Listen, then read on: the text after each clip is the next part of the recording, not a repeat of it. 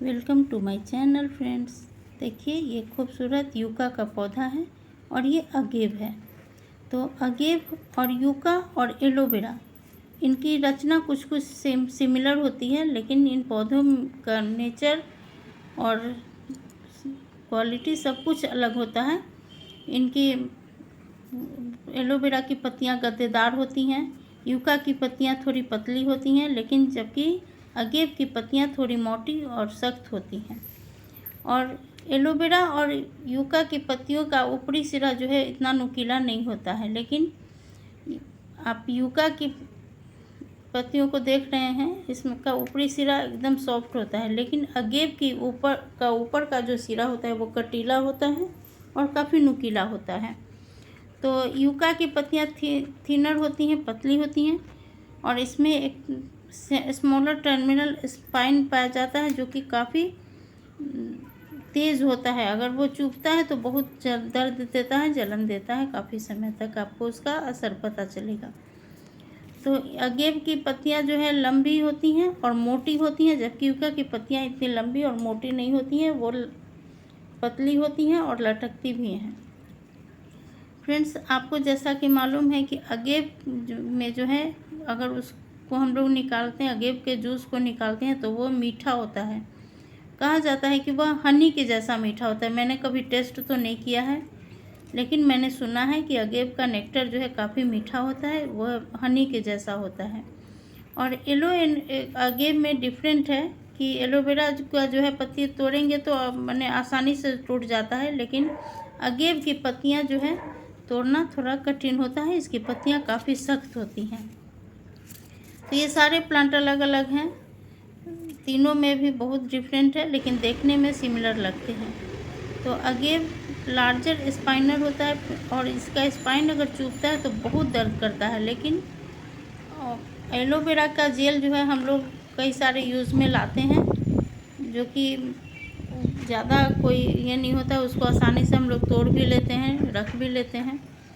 और इस वीडियो में मैं आपको यही दिखाना चाहती हूँ। देखिए मेरा अगेव का दोनों प्लांट जो है रूट बाउंड हो गया था, तो मैंने दोनों को ही अभी रिपोर्ट किया है। इसकी दो वेराइटीज़ है मेरे पास, दोनों को ही मैंने रिपोर्ट किया है। तो आप देखिए, और इसे मैंने कैसे लगाया। ये पानी का बोतल था जिसको कट करके मैंने दो पार्ट में, एक बड़े पार्ट में मैंने कनेर का प्लांट लगाया था और दूसरे पार्ट में मैंने अगेव को लगाया है। तो आप देख सकते हैं। अगर वीडियो आपको अच्छी लगे फ्रेंड्स, तो प्लीज़ नोटिफिकेशन दबा देना। बेल नोटिफिकेशन दबा दोगे तो आपको मेरे आने वाली वीडियो का नोटिफिकेशन पहले मिल जाएगा। तो अगर अच्छी लगे तो प्लीज़ लाइक और शेयर और सब्सक्राइब भी करना। अगेव की 250 वेराइटीज़ पाई जाती हैं और हर वेराइटी की अपनी एक खूबसूरती होती है। इसकी लंबी पत्तियां पॉइंटी टिप्स होती हैं, जो कि इसके एंड पर जो टिप्स होता है वो बहुत नुकीला शार्प होता है। मैं कई बार बता चुकी हूँ। तो इसे आप सेफ रखें, ऐसे जगह पे रखें जहाँ आपके पेट्स और बच्चों को ये कटीले नहीं लगे, नहीं तो बहुत उनको पेन होगा, दर्द होगा, और इसका साइड इफ़ेक्ट भी होता है। ये एक सकुलेंट प्लांट है जो कि 10 फीट और उससे ज़्यादा भी हाइट और विथ में जा सकता है, अगर इसको अच्छा क्लाइमेट और अच्छा जलवायु मिले तो। लेकिन इसकी जो छोटी प्रजाति, कुछ प्रजातियां छोटी भी होती हैं जो कि मैंने तस्तरी के आकार में भी बड़ी होती हैं, वो ज़्यादा बड़ी नहीं होती हैं, और कुछ तो बहुत बड़ी हो जाती हैं। तो इसको बहुत लोग कमल कैक्टस के नाम से या ग्वारपथा के नाम से भी जानते हैं। हमारे देश में बहुत लोग कहते हैं कि ये कमल कैक्टस है या फिर ग्वारपथा है, और मेनली इसको हम लोग अगेव के ही नाम से जानते हैं। दुनिया भर में इसको अगेव के नाम से ही जाना जाता है। कुछ लोग कहते हैं कि यह एडिबल प्लांट है और काफ़ी हेल्दी है, लेकिन मैं इस नहीं कहूँगी कि कोई खाए, क्योंकि मैंने कभी यूज़ नहीं किया है। तो प्लीज़ आप बिना जांचे परखे कभी यूज़ ना करें। इस प्लांट्स को लगाने के लिए जो है रॉकी सैंडी कैक्टस वाला जो मिट्टी होता है, सॉइल मिक्स होता है, वही चाहिए।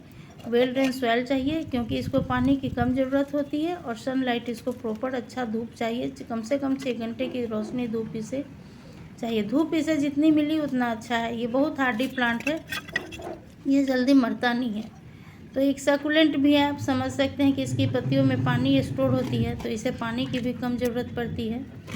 और ग्रोइंग सीजन में इसका जो है अर्ली फॉल या स्प्रिंग सीजन में ग्रोथ अच्छा होता है, तो उस समय अगर आप इसका रिपोर्टिंग करें तो बहुत अच्छा है।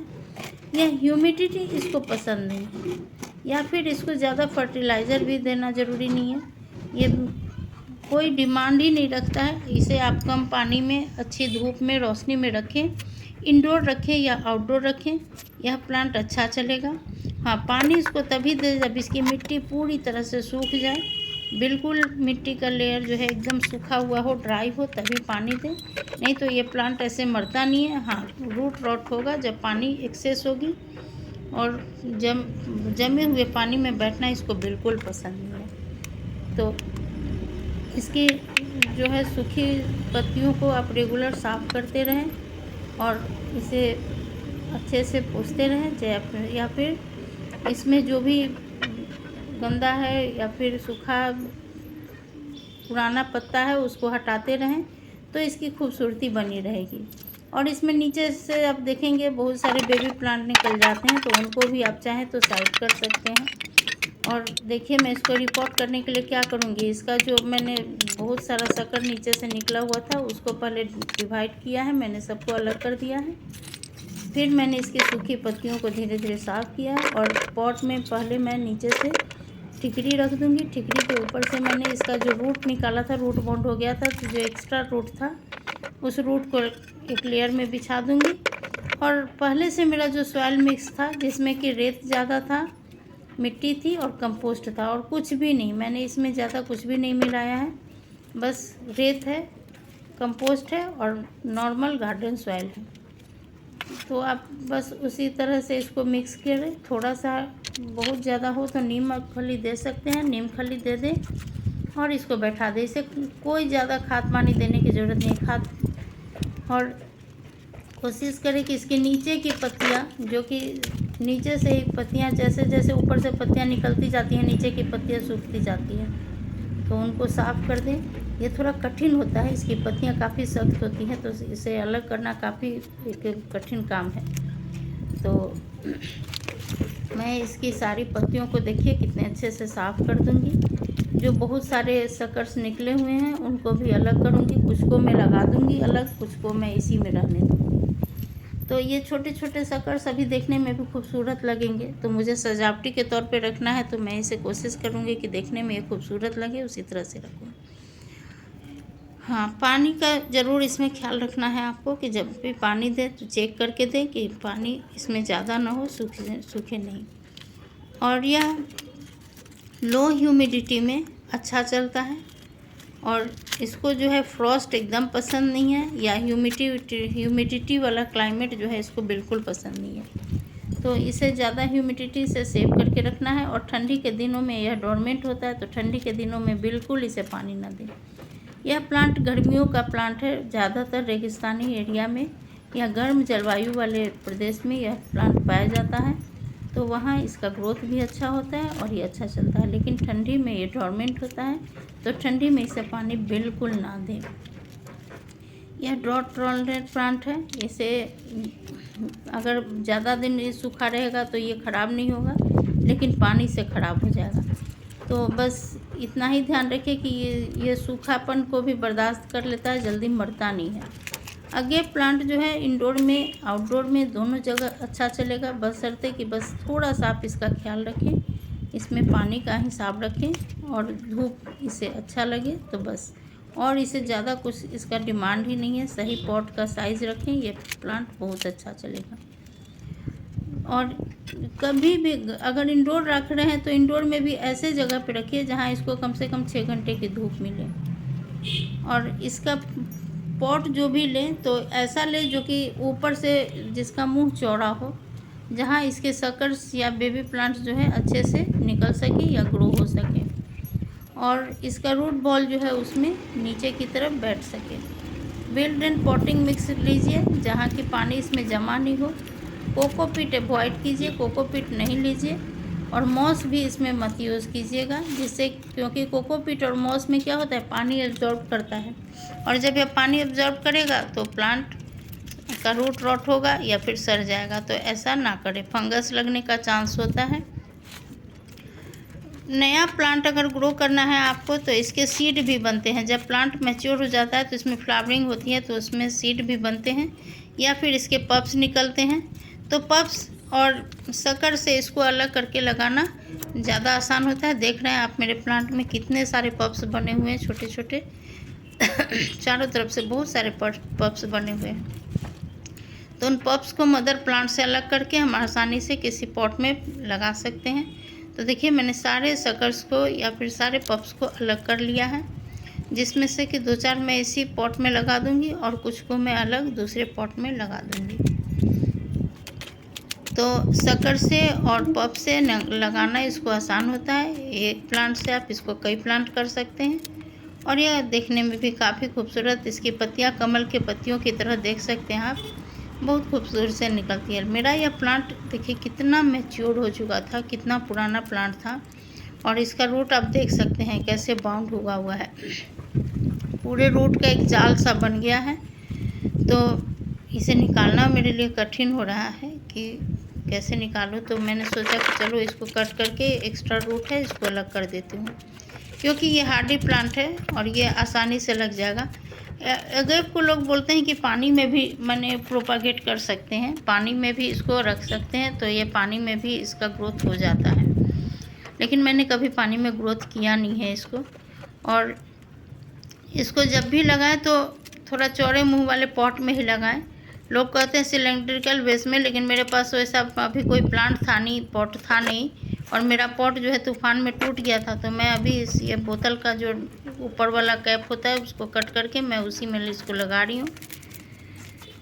और कुछ लोग कहते हैं कि इसकी पत्तियों से भी इसको लगाया जा सकता है। मैंने लगाया तो नहीं है, लेकिन मैंने सुना है कि जैसे स्नेक प्लांट की पत्तियाँ से हम नया प्लांट निकाल लेते हैं, वैसे ही अगर इसकी पत्तियों को भी मिट्टी में दबा दिया जाए तो नए प्लांट निकल जाते हैं। अगर इसमें आपको फूल लेना है, फ्लावरिंग लेना है, तब तो आप इसे फर्टिलाइज़र दीजिए, बैलेंस फर्टिलाइज़र दीजिए। लेकिन ध्यान रहे कि अगर फर्टिलाइज़र देंगे तो प्लांट मर जाएगा। तो बहुत ज़्यादा फर्टिलाइजिंग की इसे कोई ज़रूरत नहीं है। अगर ज़्यादा फर्टिलाइज़र देंगे तो पेस्ट अटैक होने का भी डर रहेगा और पत्तियां जो है जलने भी लगेंगी। इसकी पत्तियों में देखेंगे आप स्पॉट आ जाएगा या फिर जली जली जैसी लगेंगी। तो बिल्कुल इसे बहुत ज़्यादा फर्टिलाइज़ ना करें, क्योंकि इसे कोई फर्टिलाइज़र की ज़रूरत नहीं होती। ये बहुत स्लो ग्रोथ लेता है और ये अच्छा चलता है, बिना फर्टिलाइज़र के भी इसमें अच्छा ग्रोथ होता है।